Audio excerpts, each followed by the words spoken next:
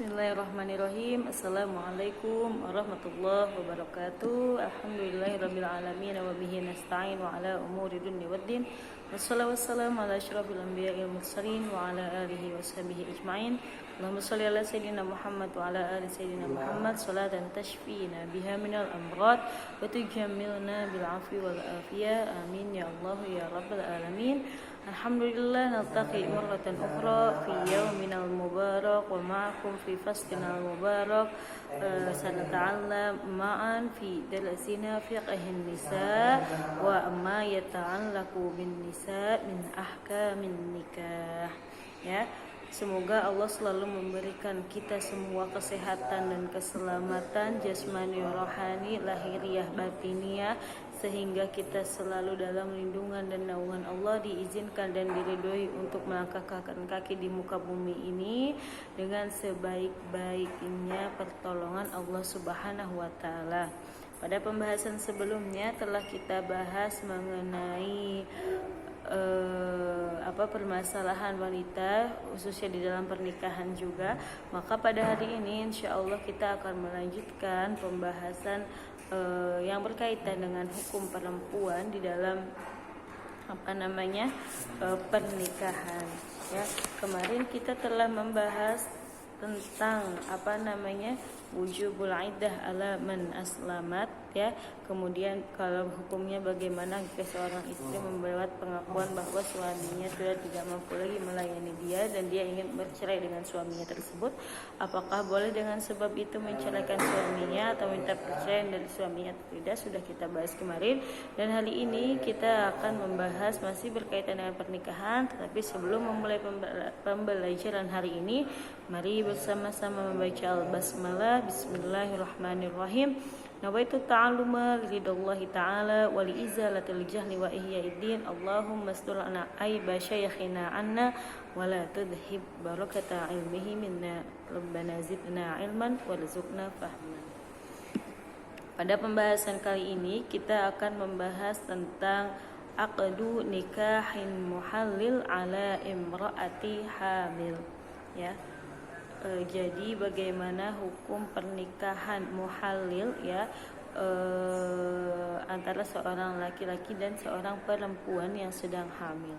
Di dalam permasalahan ini ada pertanyaan, yaitu sayyidatun hamil tulliqaha zawjuha thalathan wa yuridu ruju'aha ila ismatih, fahal yajuzu an ya'kida 'alaiha wa hiya hamil ala zawjin akhar muhallil thumma yutliquha al-muhallil lita'ud li zawjiha al-awwal aw yajibu al-intidhar hatta tadha al-zawja hamlaha thumma ya'kidu 'alaiha al-muhallil thumma yutliquha wa hal ba'da intidha'il 'iddah ta'udu li zawjiha al-awwal bi mahlin jadid wa aqdin jadid wa hal sihhatu az-zawaj bil muhallil tatimmu bil mudaja'ah aw yaktafi bil khulwati syar'iyyah wa ma ra'yu fi taghayyir madhhab.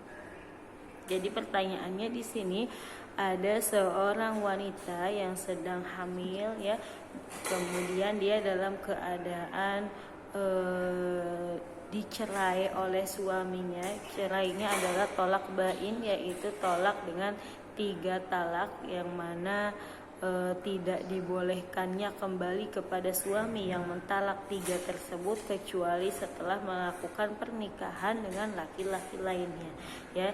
Jadi ketika seorang istri ditalak 3 oleh suaminya, maka suaminya tidak boleh kembali kepada si istri tersebut kecuali istri tersebut telah menikah dengan laki-laki lain, kemudian diceraikan, baru si suami tersebut bisa kembali dan mengadakan akad pernikahan yang baru dengan istri yang ingin dia rujuk, ya. Jadi kondisi di sini adalah seorang perempuan ini hamil, dia ditalak 3 oleh suaminya, dan pada waktu itu suaminya mungkin menyesali perbuatannya, ingin kembali rujuk dengan si istri yang telah dia ceraikan 3 talak ini.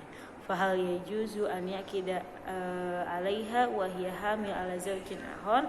Dan kemudian di sini pertanyaannya, apakah boleh si istri yang sedang mengandung ini untuk menikah lagi dengan laki-laki lain, yaitu yang disebut dengan pernikahan muhalil atau pernikahan yang dilakukan oleh seorang laki-laki dan perempuan, yang mana supaya perempuan ini nanti ketika telah diceraikan bisa kembali lagi kepada suaminya yang pertama gitu ya. Kemudian thumma yutliquha al-muhallil lita'uda li zaujihil awwal. Jadi apakah ketika dalam keadaan hamil ini si wanita tersebut boleh menikah lagi dengan laki-laki lain supaya nanti bisa diceraikan oleh muhallil atau laki-laki kedua yang menikahi perempuan ini dan bisa kembali rujuk kepada suaminya yang pertama, atau akad pernikahannya harus dilakukan setelah si wanita tersebut melahirkan. Kemudian yaqidu alaihal muhalil tsumma yutliquha, setelah melahirkan baru dinikahi oleh laki-laki lain kemudian diceraikan. Dan apakah wahal ba'da inqida'il iddah ta'udu li zaujil awwal bi mahdin jadid wa aqdin jadid. Nah, apakah nanti ketika kembali lagi ke suami pertama harus melakukan pernikahan yang baru dengan mahar yang baru atau bagaimana? Wal jawab ya, la yajuzu aqdin nikah 'alal hamil al mutallaqah talaqan mukammalan litsalat hatta tad'u hamlaha. Tidak boleh bagi seorang wanita yang sedang hamil dan dalam keadaan diceraikan dengan 3 talak untuk melakukan akad pernikahan sampai dia melahirkan, karena iddahnya atau masa tunggunya seorang wanita yang diceraikan oleh suaminya ketika dalam keadaan hamil adalah sampai dia melahirkan. Jadi ketika dia hamil dia tidak boleh menikah lagi dengan laki-laki lain karena dia sedang berada di dalam masa iddah orang yang diceraikan. Wala tahillu lahu ba'da an banat minhu bainunah kubra hatta tankiha ghairahu nikahan sahihan ya. Jadi kemudian setelah misalkan setelah melahirkan misalkan, karena si perempuan ini diceraikan dengan cerai atau tolak bain, yaitu tolak 3 talak, maka dia tidak boleh menikah atau rujuk kembali dengan suaminya kecuali dia telah atau perempuan tersebut telah menikah dengan laki-laki lain dengan akad nikah yang sah secara syariat, wa yadkhulu biha, dan sudah dipergaulinya secara haqiqi, bukan dengan secara yang tidak lazim, wa yutliquha wa tanqadidatha. Jadi setelah si istri ini menikah lagi dengan laki-laki lain, kemudian telah bercampur dengan laki-laki lain, kemudian diceraikan dan telah menyelesaikan masa iddahnya, baru boleh untuk rujuk kembali dengan suaminya yang pertama. Ya, bisa dipahami sampai di sini. Jadi maka dari itu bagi seorang laki-laki atau suami harus berhati-hati juga ketika mengucapkan kata talak atau mengucapkan kata perceraian kepada istrinya, karena akan berakibat fatal. Atau ketika ditolak bain atau 3 kali itu tidak bisa rujuk langsung dengan istrinya, tapi istrinya harus menikah lagi dengan yang lainnya sampai dengan pernikahan yang sah, seperti itu ya. Nah kemudian jika misalkan si perempuan itu menikah dengan laki-laki lain tapi dengan mensyaratkan, nanti kalau saya sudah menikah dengan kamu, kalau sudah kita bercampur maka ceraikan saya, ya itu tidak boleh, itu bukan dinamakan pernikahan yang sah ya.